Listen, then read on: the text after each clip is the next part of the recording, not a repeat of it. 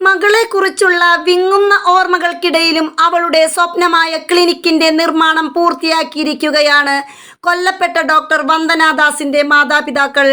സാധാരണക്കാർക്ക് ഏറ്റവും കുറഞ്ഞ നിരക്കിൽ ചികിത്സ നൽകാനുള്ള ക്ലിനിക് ഈ മാസം 10-ന് ആലപ്പുഴ തൃക്കുന്നപ്പുഴയിൽ പ്രവർത്തനം ആരംഭിക്കും. മകളില്ലെന്ന ദുഃഖം മകളുടെ ഓർമ്മകൾ കൊണ്ട് മറയ്ക്കുന്ന ഒരച്ഛനും അമ്മയും. മകളുടെ സ്വപ്നങ്ങൾക്ക് പിറകെയാണ് അവരിപ്പോൾ. തൃക്കുന്നപ്പുഴയിലെ പല്ലനയാറിന്റെ തീരത്തെ അമ്മ വീടിനടുത്ത് ഒരു ആശുപത്രി വന്ദനയുടെ സ്വപ്നമായിരുന്നു. ജീവിച്ചിരുന്നെങ്കിൽ മകൾ അത് സാധ്യമാക്കുമെന്ന് അവർക്ക് അത്രമേൽ ഉറപ്പുള്ളൊരിടത്ത് അവൾക്ക് വേണ്ടി മാതാപിതാക്കൾ ഡോക്ടർ വന്ദനാദാസ് മെമ്മോറിയൽ ക്ലിനിക് നിർമ്മാണം പൂർത്തിയാക്കി.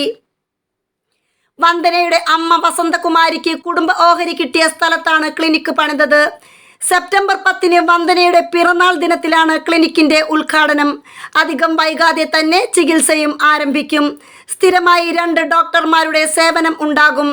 വന്ദനയുടെ സുഹൃത്തുക്കൾ ഉൾപ്പെടെയുള്ളവർ ക്ലിനിക്കിൽ സേവനം നൽകാമെന്ന് ഉറപ്പു നൽകിയിട്ടുണ്ട്.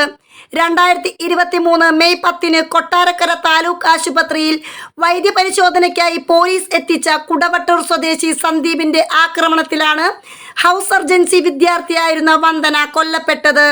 സന്ദീപിന് പരമാവധി ശിക്ഷ ലഭിക്കുന്നതും കാത്തിരിക്കുകയാണ് ഈ മാതാപിതാക്കൾ. മകൾക്ക് നീതി ഉറപ്പാക്കുന്നതിനൊപ്പം അവളുടെ സ്വപ്നങ്ങളും നെഞ്ചോട് ചേർക്കുകയാണവർ. News desk മലയാളാക്ഷരം.